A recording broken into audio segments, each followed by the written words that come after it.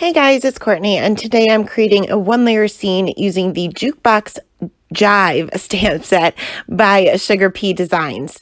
Now, here is where I struggled. So my idea in my head is that I wanted this to look like a 50s diner, and I wanted the view to kind of be from a round table. And I struggled. Like I said before, I don't have any artistic ability, so I wasn't able to draw a round table kind of off to the side, I guess, instead of looking straight on it. And I struggled and I struggled and I struggled. I erased many, many times. I even tried to just outline or use a oval die as a kind of like a guide, I guess you could say, and that didn't work either. I just couldn't do it. So eventually I gave up and decided to create a square or a rectangle table. And the 1950s, their furniture always had that like chrome piece on it. And so I wanted to create that as well. So my straight line in the back of the table, or the part of the table that's furthest behind us, is going to be a little bit shorter. So the side of the table is going to be a little bit at an angle.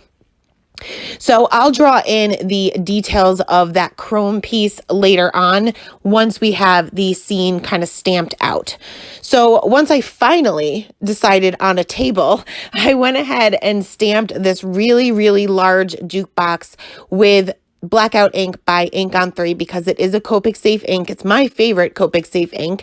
And I did stamp this twice. This is a pretty large image. This could pretty much carry an entire card on its own. And I wanted to make sure that I got a really good impression. And it's the first time stamping. So I did end up stamping that out twice.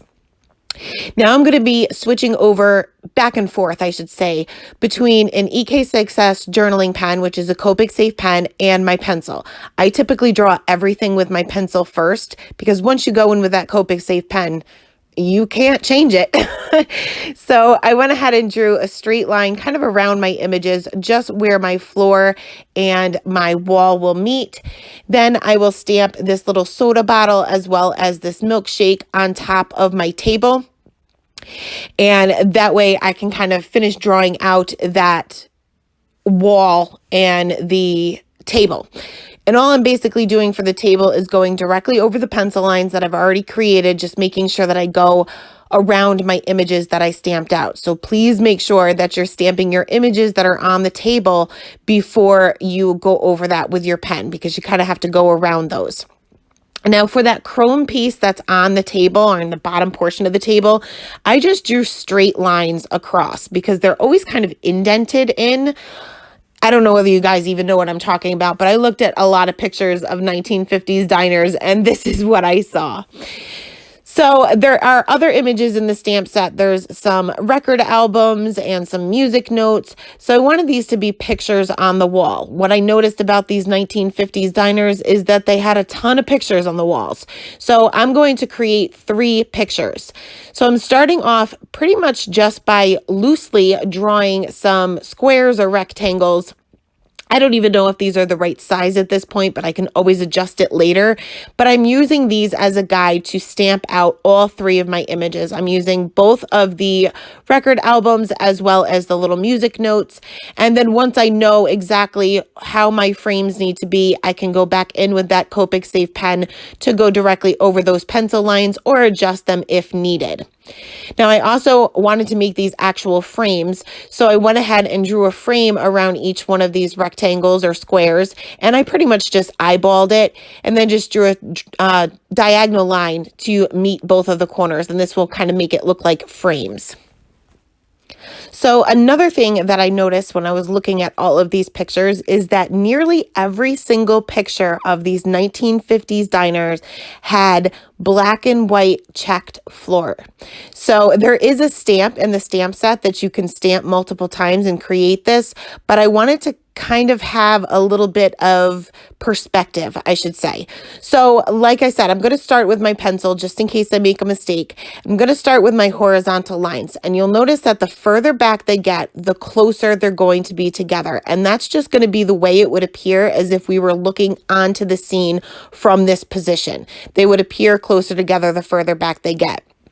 Now for my vertical lines, I'm going to go ahead and find the very center of my card panel, and this is where my line is going to be straight, completely vertical. Then as I move off to the sides, they're going to be a little bit more angled, and the further off to the sides I move, the more angled they're going to be. And again, this is just going to be a perspective thing. Once I was happy with that, I'll go ahead and go over all of those pencil lines with that EK Success journaling pen. So now that our scene is completely drawn in, I'm going to go ahead and erase all of my pencil lines. You do want to make sure that you have all of your pencil lines erased before you move on to your Copic coloring. If you color over pencil lines, you will never be able to get rid of them. So we'll jump right into the Copic coloring here, and I kept this super simple. So I'm going to start with the table, and I'm going to use some warm grays for this. Now, this is another object that's kind of moving away from us. So the further back it goes, the darker it will appear.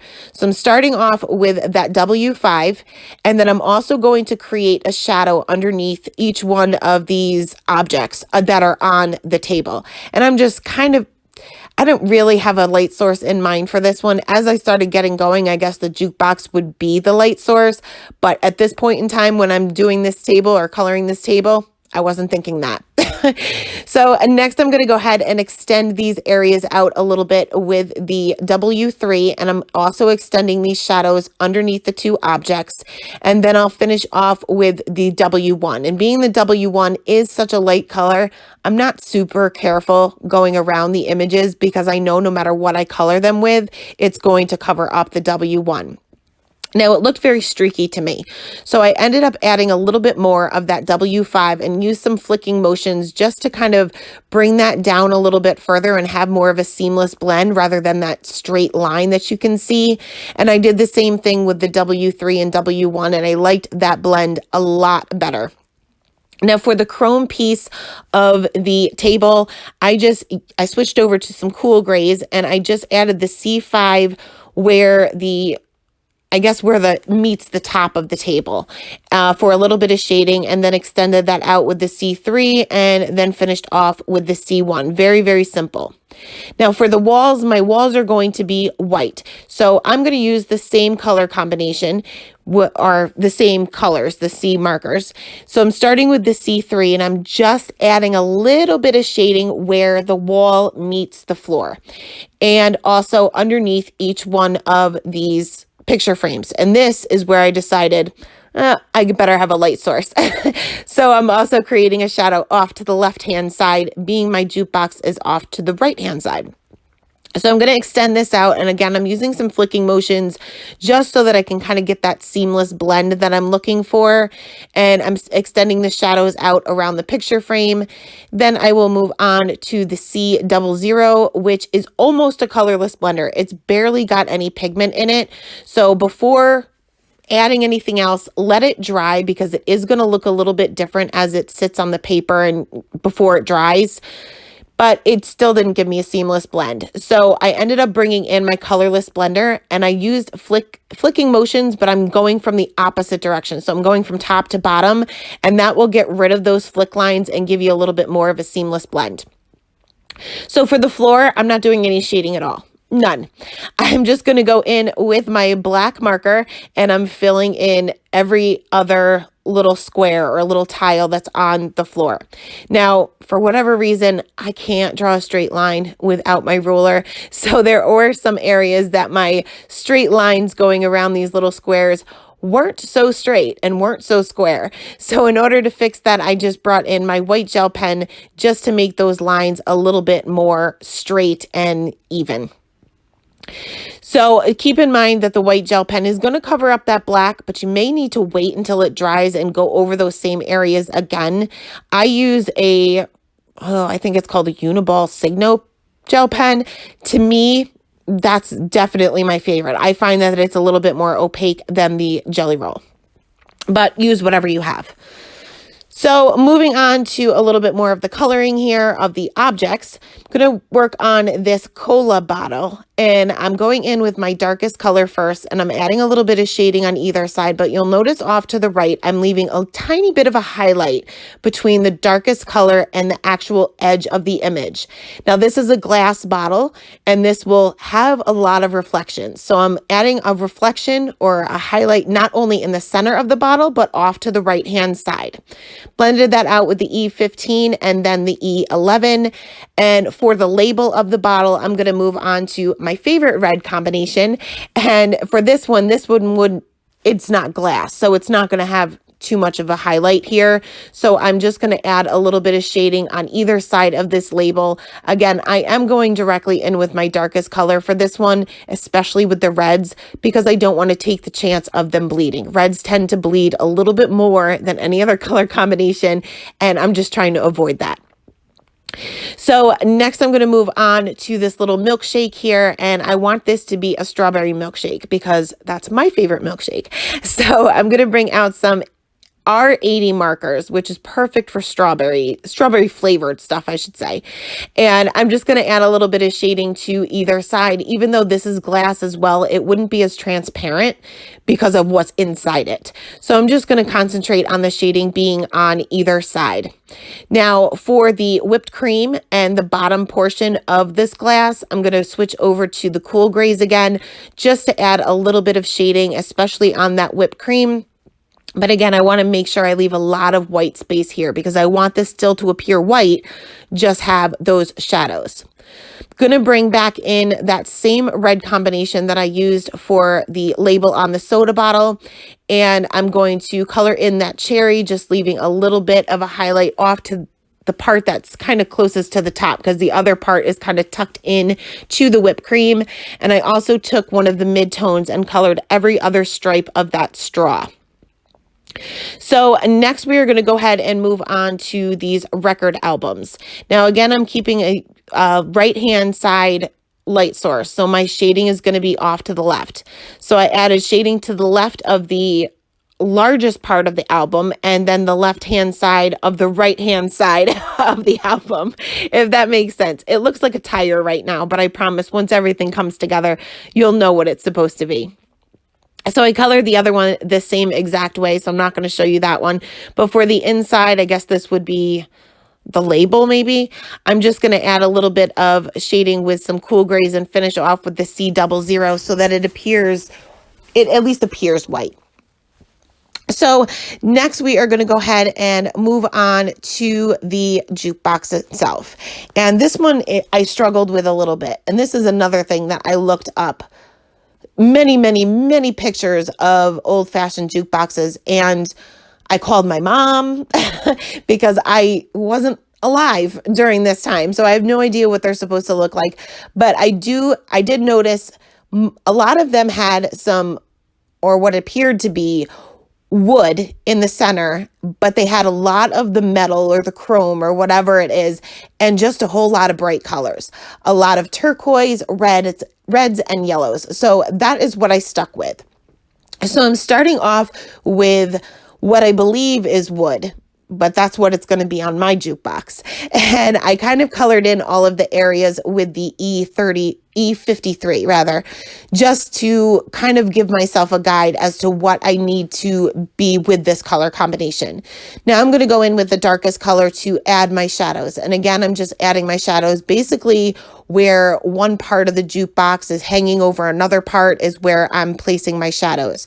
Now for, I guess you would consider these the legs of the jukebox or whatever's touching the floor, I'm just adding a little bit of shading off to the left-hand side. Next, I'm going to go in with the E57 and I'm just going to extend these areas out a little bit further. Now, as I was coloring this, I didn't realize that this little section goes all the way on top of the jukebox as well. So the way I was shading it really wasn't going to make too much sense, or else the entire top would be the E53, which is the highlight color, And that just wouldn't look right. So once I actually got all 4 of my colors down for this, I ended up going back and adding a little bit more shading. Not with the darkest color, but I'll go back in with the E57 and extend my shadows out just a little bit further. I felt like there was too much of a highlight. Typically, when I use a 4-color combination, I like the darkest and the lightest colors to be used the most sparingly. And in this case, I didn't stick to that, and I could definitely tell wasn't loving it. So I went back in and added even more shadows, and also to that middle area that somehow I totally forgot about while I was doing all my other shading. And I just added a little bit of shading. I believe that U-shaped object is supposed to be a light. That's what I colored it as anyway. So I just basically created a shadow because I think this would be jutting out a little bit. I was winging it here. So once that was done, we will go ahead and move on to some more cool grays. And to be honest with you, I have no idea even what I'm coloring. So anytime I didn't know what something was, I colored it gray because I figure I'm pretty safe with gray. So I just added my shading off to the left-hand side again of these little pieces here. And then we'll move on to the actual lights of the jukebox.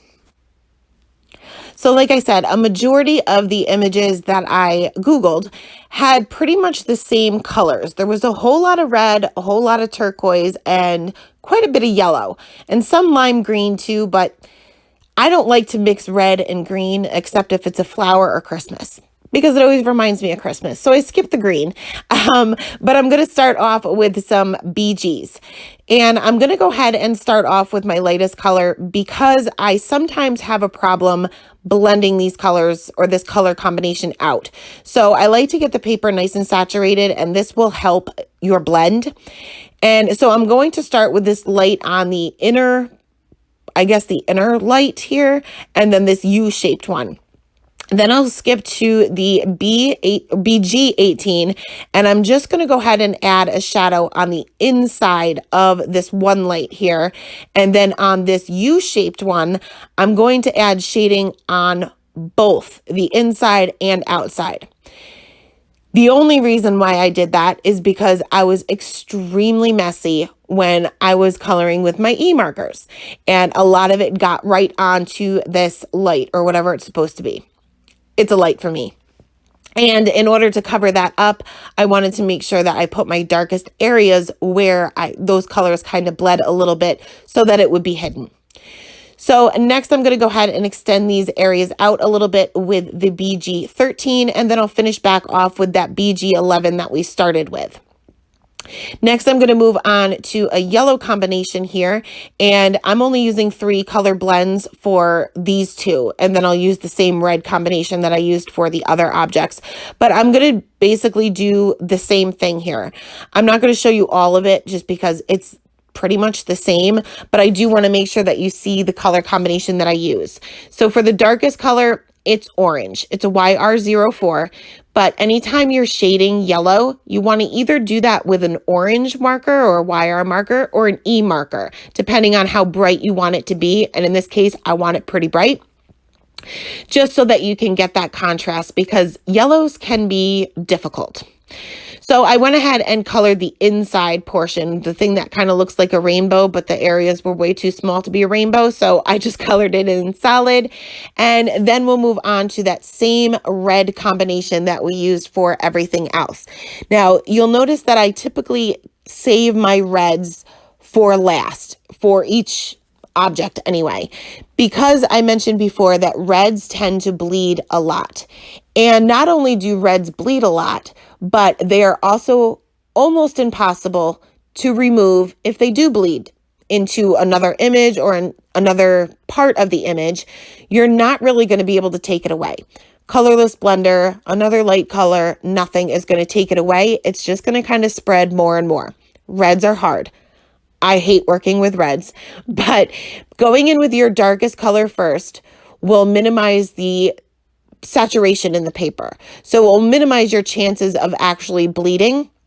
And also saving it for last always helps, because if you color in your reds first and accidentally touch any of those areas with, say, that Y04, you're going to drag that red out to areas you do not want it to be. So I always recommend, if you're going to be using reds, or you're going to be using a dark pink, or sometimes even a dark purple, you may want to save that for last.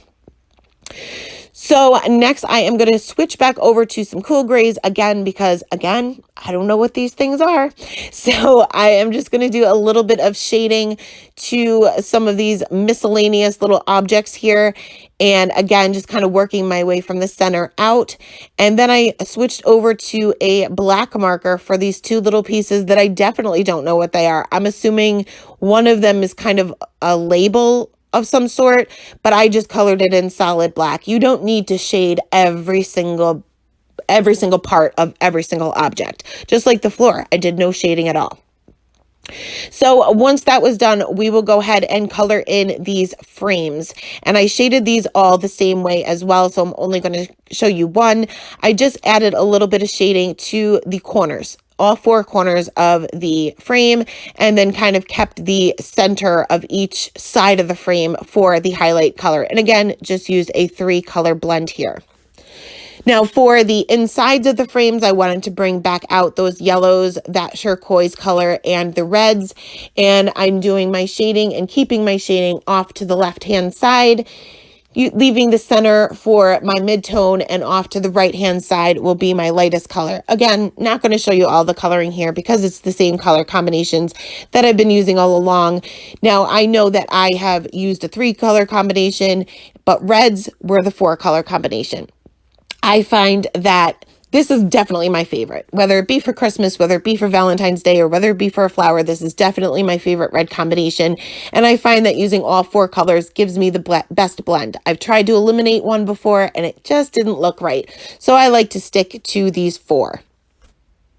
So once all of my coloring was complete, I did notice a whole ton of mistakes. A lot of places where my colors may have bled, or I may have just been a little bit too messy and gone out of the lines.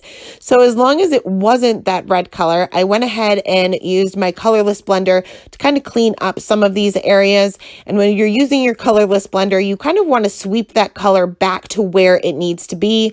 It doesn't erase the color and it doesn't blend the color, it moves the color. So just keep that in mind. I also took a white gel pen to add some details to the little Coke bottle, the milkshake, as well as the record albums inside these frames. Next, I am going to go ahead and add some shimmer with a Nuvo Aqua Shimmer pen to all of the lights on the jukebox, as well as the inside of the frames of these little record albums and little, what are they called? Music notes. Next, I'm going to go ahead and stamp my sentiment on the inside of the card. So I'm using 2 sentiments from the stamp set and some VersaFine Onyx Black ink. First time I stamped it, very crooked. Just going to go ahead and flip that card panel around and stamp the other side because I'm not wasting it. And went ahead and stamped this again. This time it looks a lot more straight. And then I'll stamp the other sentiment directly on top of that, as well as both of the little record albums right there in the lower right hand corner. Then I can go ahead and adhere my card panel to the top portion of my card base. Now that pigment ink is dry. Keep in mind it does take a few minutes to dry. But that is the card for today. As always, I will leave the supplies listed in the description box below. Thanks a lot, guys. Have a good day. Bye.